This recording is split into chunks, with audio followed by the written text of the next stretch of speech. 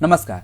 Software engineering के इस series में आज मैं बताऊंगा आप लोगों को स्पाइरल मॉडल के बारे में, जो कि एक सॉफ्टवेयर डेवलपमेंट प्रोसेस का एक मॉडल है जब हम लोग यूज करते हैं सॉफ्टवेयर को डेवलप करने के लिए।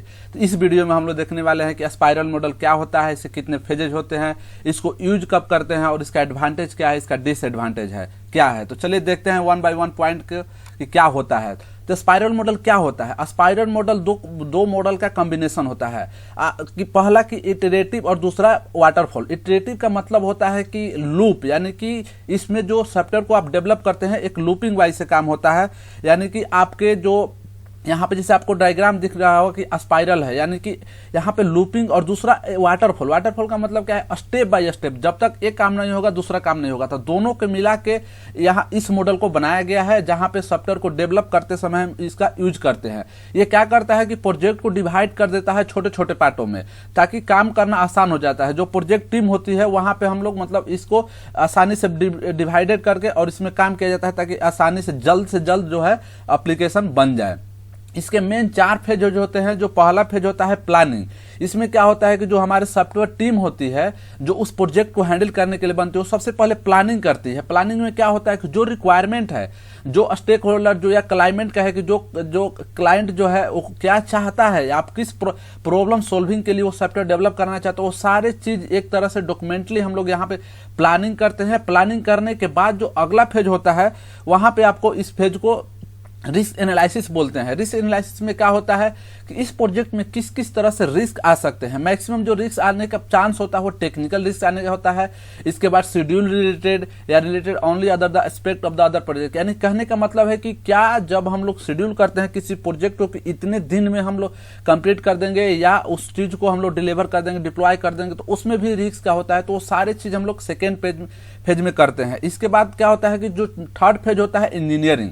इंजीनियरिंग के नाम से ही आपको मतलब लग रहा होगा कि यहाँ पे क्या होता है कि जो मेन काम होता है प्रोजेक्ट का, यानी कि पहला होता है डिजाइनिंग, दूसरा कोडिंग। यहाँ पे मेन काम किया जाता है डिजाइनिंग और कोडिंग का, जहाँ पे किसी भी एक प्रोग्रामिंग लैंग्वेज में उससे रिलेटेड सारे फंक्शन को, उससे रिलेटेड सारे प्रॉब्लम सोल्विंग कंसेप्ट को एक प्रोग्रामिंग लैंग्वेज में कोड करते हैं। जो हमारी सॉफ्टवेयर टीम होती है जो अलग अलग टीम में कोडिंग को डिवाइड कर देता है। अगर बहुत बड़ा प्रोजेक्ट है तो कोई एक आदमी या कहे कि एक इंजीनियर इसके कोड को नहीं लिखता है, वो अलग अलग सभी लोग मिलकर इस कोड को लिखते हैं।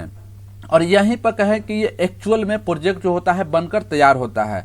और जो फोर्थ पॉइंट है टेस्टिंग। जब हमारा प्रोजेक्ट बनकर तैयार हो जाता है तो यहाँ पे टेस्टिंग की जाती है, यूनिट टेस्टिंग की जाती है, सिस्टम टेस्टिंग की जाती है, यानी कि छोटे छोटे स्तर पर टेस्टिंग किया जाता है, उसे हम लोग यूनिट टेस्टिंग बोलते हैं। तो यहाँ पे टेस्ट करने के बाद जो फाइनली हमारा प्रोजेक्ट है वो बनकर तैयार हो जाता है। हम चेक कर लेते हैं कि हमने जो सॉफ्टवेयर बनाया है स्पाइरल मॉडल को यूज करके वो सॉफ्टवेयर हमारा काम कर रहा है।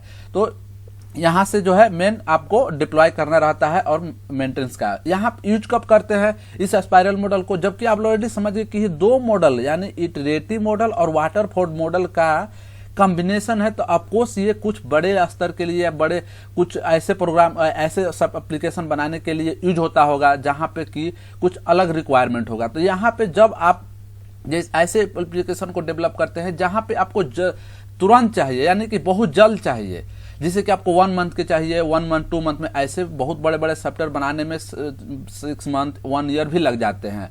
कुछ बहुत बड़े बहुत ज़्यादा टाइम लेता है। यानी कि कुछ ऐसे सॉफ्टवेयर जो कि शॉर्ट टाइम में मतलब बने। जैसे आपको मैं एग्जांपल दे रहा हूँ कि जैसे आपको जो आपको आरोग्य सेतु जो ऐप आया था, जब कोविड आया था, तो उस समय उसे उस एप्लीकेशन को डेवलप करना बहुत जरूरी था, मतलब बहुत जल्द, बहुत कम समय में, शॉर्ट पीरियड टाइम में। तो उस टाइप के जो एप्लीकेशन होते हैं, उस टाइप के एप्लीकेशन को डेवलप करने के लिए स्पाइरल मॉडल को हम लोग यूज करते हैं। दूसरा कि जबकि प्रोजेक्ट बहुत बड़ा लार्ज हो, जिसकी मैंने पहले ही बताया। दूसरा है कि रिक्वायरमेंट अनक्लियर हो, यानी कि अभी हमने जो सॉफ्टवेयर को बनाया उसका रिक्वायरमेंट एक लिमिटेड है और समय के साथ जो है चेंज हो जाता है। जैसे आप लोग देखे होंगे कि मोबाइल में अपडेट आते रहता है, तो उस प्रकार के एप्लीकेशन को भी मतलब यहाँ पे बनाते हैं, और जिसका बजट हाई हो। दूसरा है कि यहाँ पे जब चेंजेज मतलब जो है बहुत मतलब कभी भी चाहिए, जैसे कि मैं चेंजिंग का मतलब है कि आपके मोबाइल में फीचर्स जो देखते हैं अलग अलग एप्लीकेशन में समय के साथ आते रहता है, तो उस प्रकार के एप्लीकेशन को जो जिसमें चेंजिंग होना है बहुत जल्द उस प्रकार के एप्लीकेशन का आप डेवलप कर सकते हैं स्पाइरल मॉडल से। इसका एडवांटेज क्या है कि high amount of risk analysis useful for the large and mission critical project. Mission critical का मतलब होता है कि जैसे कि स्पेस लेवल पे या कहे कि मिसाइल लॉन्चिंग के टाइम पर आपको जहां पे यूज किया जाता है जो एप्लीकेशन उस टाइप के, उसे क्रिटिकल मिशन बोलते हैं। इसका एडवांटेज क्या है कि इसका मॉडल जो होता है कॉस्टली होता है और जो रिस्क एनालिसिस होता है उसमें जो काम करते हैं वो एक्सपर्ट होना चाहिए और ये छोटे काम के लिए यूज नहीं होता है। तो आई होप कि आप लोगों को समझ में आया होगा कि स्पाइरल मॉडल क्या होता है, और इस प्रकार के और भी सॉफ्टवेयर इंजीनियरिंग से जो भी टॉपिक आप देखना चाहते हैं तो T3 स्किल सेंटर के साथ जुड़े रहे। धन्यवाद।